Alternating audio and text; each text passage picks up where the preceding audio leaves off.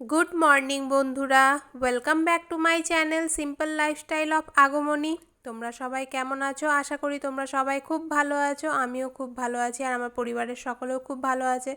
তো প্রতিদিন সকালবেলায় ঘুম থেকে উঠে সংকটমোচনকে দর্শন করে তার চরণে প্রণাম করে নিই। আর তার সাথে আমি আমার বাবাকেও একবার দেখে নিই। একবার না, সারাদিনে অনেকবারই দেখি, কিন্তু সকালবেলায় ঠাকুরকে প্রণাম করে বাবাকেও একবার প্রণাম করে নিই প্রতিদিন। আর বাবার জন্য ভীষণ কষ্ট হয়, কিন্তু কি করব বলো, সকলেরই একদিন যাওয়ার থাকে। এখন কিন্তু ঘড়িতে সময় হচ্ছে 6:35। আমার রুমের ঘড়িটা খারাপ হয়ে গিয়ে না ভীষণ অসুবিধা হচ্ছে, জানো তো কি করব। আর খুব তাড়াতাড়ি একটা ঘড়ি কিনতে হবে। সময় দেখতে বড্ড অসুবিধা হচ্ছে, ডাইনিংয়ের ঘড়িটা বারে বারে দেখতে উঠতে হচ্ছে। যাই হোক, ঘুম থেকে উঠেছি 5:30টায়, মেয়েকেও উঠিয়েছি আমার সঙ্গে, তারপর ওকে ব্রাশ করিয়ে রেডি করিয়ে 6:10-এ স্কুল পাঠিয়ে দিয়েছি। আর আজকে টিফিনে ওকে দিয়েছি জ্যাম পাউরুটি। আর খাবে নাকি জানি না, ম্যাক্সিমাম দিনই তো খায় না, না খেয়ে চলে আসে। ওর একটাই কথা, পেটে ব্যথা। জানি না কেন ওর পেটে ব্যথা হয়। ঘরে এলেই কিন্তু আবার একদম ঠিক হয়ে যায়, জানো তো, স্কুল যাওয়ার সময়তেই যত ওর পেটে ব্যথা হয়। তো সকালবেলাতে বাইরেটা ভাবি যে ধুয়ে নেব, কিন্তু ধোয়া হয় না। ওকে রেডি করতে গিয়েই দেরি হয়ে যায়, তাই সামনেটা দুয়ার ঘরে অল্প জলটা দিয়ে দিই। আর পরে তখন ধুয়ে নিই। কোনো দিন হয়তো আমি ধুই, কোনো দিন হয়তো মাও ধুয়ে দেয়।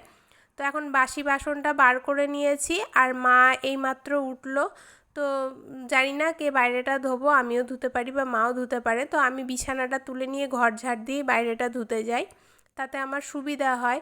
এবার তার মাঝে মা যদি ধুতে লাগে তো ধয়, আমি মানা করি, তো মা বলে আমি বাইরেটা ধুয়ে দিচ্ছি।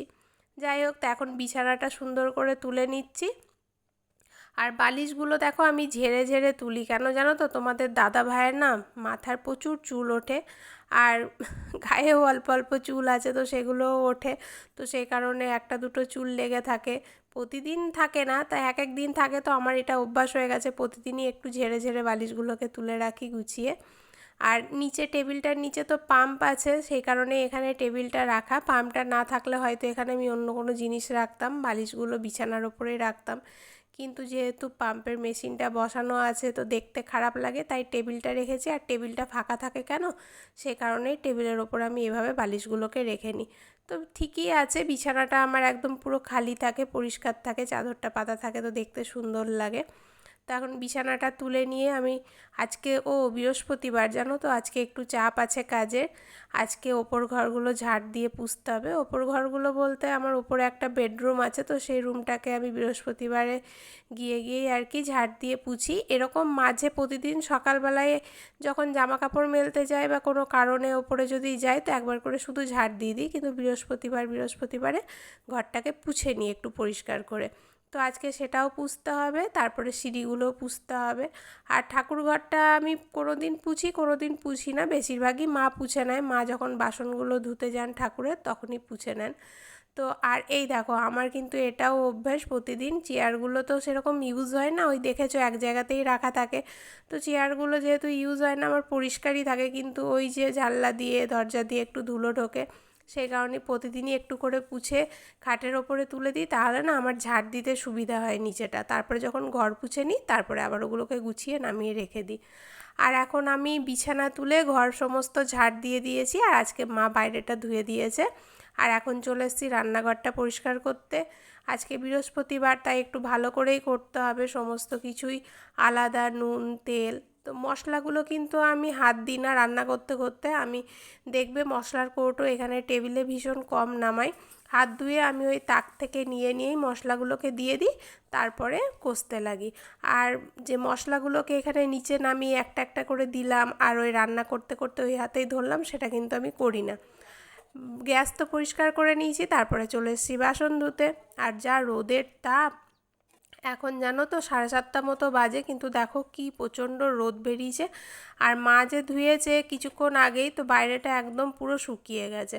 আর বৃষ্টি পড়লে শুকোতেই চায় না। যাই হোক, এখন বাসনটা মেজে নেব, তারপরেই জানো এই বাসন মাজতে মাজতেই কিন্তু কলে জল চলে আসে। কোনো দিন 7:30তেও আসে, কোনো দিন 8টাতেও আসে। তো কোনো দিন আমি আগে নিই, কোনো দিন ওই পাশের বাড়ি কাকিমারা নেয়। বাসন মাজা কমপ্লিট হয়ে গেলে একদম সোজা ওপরে চলে যাব। ওপরের রুমটা আমি মুছে নিয়ে এসে তারপরে সিঁড়িটাও একবারে মুছে নেব। তারপর আজকে বেসিনটা একটু পরিষ্কার করতে হবে। মোটামুটি 2-3 দিন হয়ে গেল বেসিনটা পরিষ্কার করা হয়নি, তো ভালোই নোংরা হয়ে গেছে। আর সাদা বেসিন জানো তো ভীষণই নোংরা হয়। আমি তো প্রতিদিনই আগে করতাম, এখন একটু অসুবিধা হয়ে যাচ্ছে প্রতিদিন করতে, সময় পাচ্ছি না। এই সময় পাচ্ছি না বলতে এই ভিডিও করতে গিয়েই অসুবিধা হয়ে যাচ্ছে জানো। ভিডিও করতে গিয়ে সমস্ত কাজই আমার 10-15 মিনিট করে লেটেই হচ্ছে, সেই কারণে। তো আর সাদা বেসিন বলে বেশি নোংরা, আর আমি তো একটু খুঁতখুঁতে জানো, বেশি বলতে কি একটু দাগ হলেও আমার যেন মনে হয় যেন অনেকটাই নোংরা হয়ে গেছে, ব্যাপারটা হচ্ছে এটাই। যাই হোক, এদিকে আমার ওপরের ঘর সিঁড়ি সব মোছা কমপ্লিট হয়ে গেছে, আর তারপরেই লাস্টে বেসিনটা পরিষ্কার করে নিচ্ছিলাম। এরপর আমি নিচের ঘরটা মুছে নেব। আর এদিকে কিন্তু কলে জল চলে এসছে জানো, ওই কাকিমাদের ঘরে নিচ্ছে।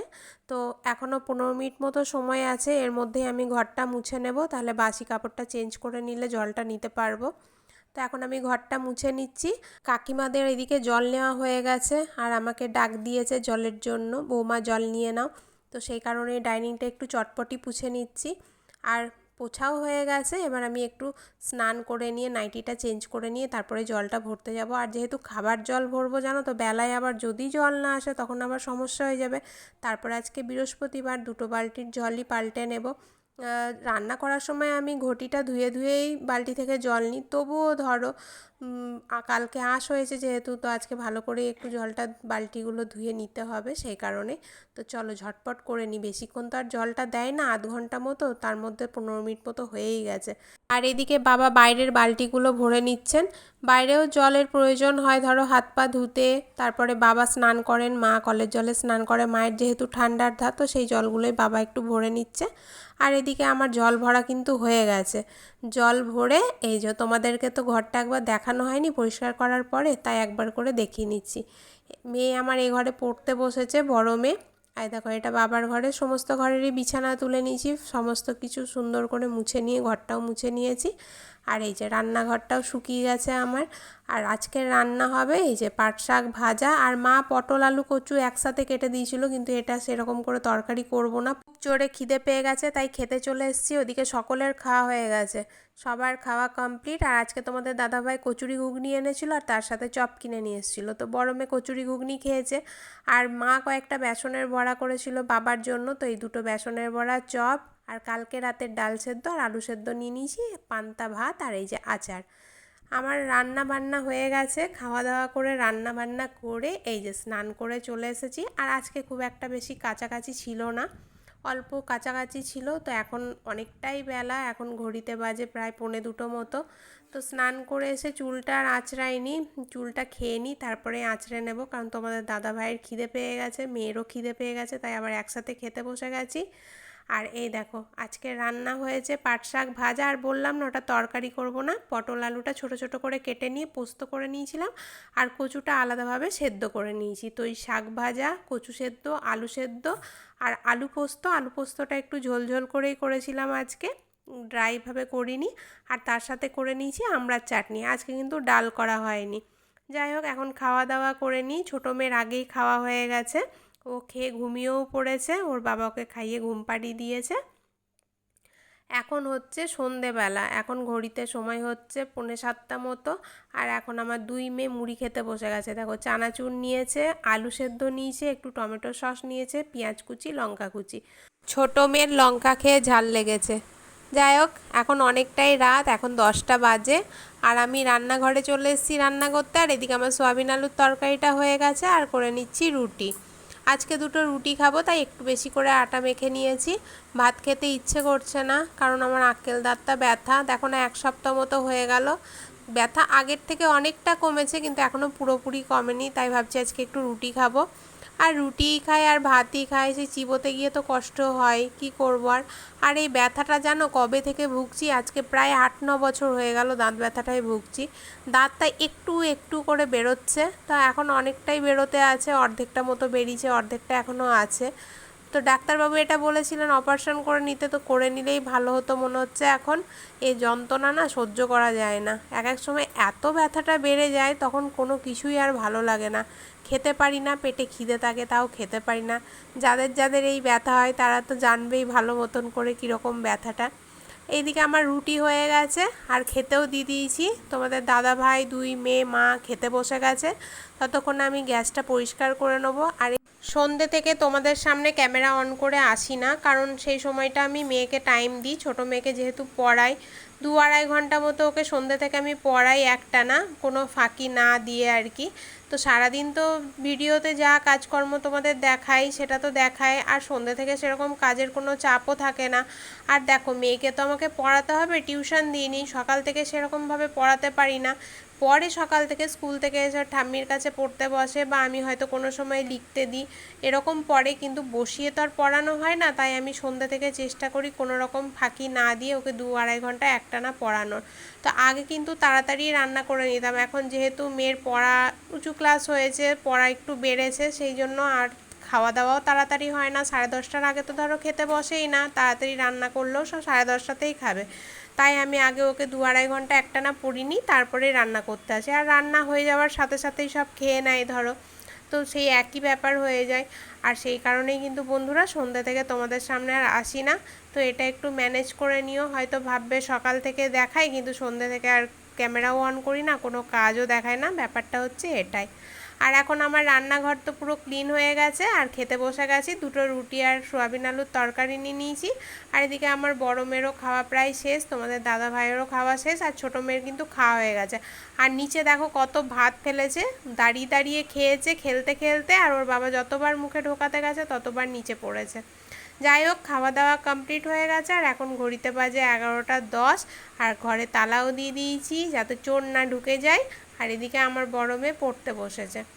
আমার বড় মেয়ের পড়ার চাপ খুব বেড়ে গেছে, ক্লাস 8 হয়ে গেছে, তো সেই কারণে আর ফাঁকি দিচ্ছে না আর কি, বই নিয়ে বসেই থাকছে। আমি বরং বলছি যে একটু ঘুমো, শরীরটা খারাপ হয়ে যাবে।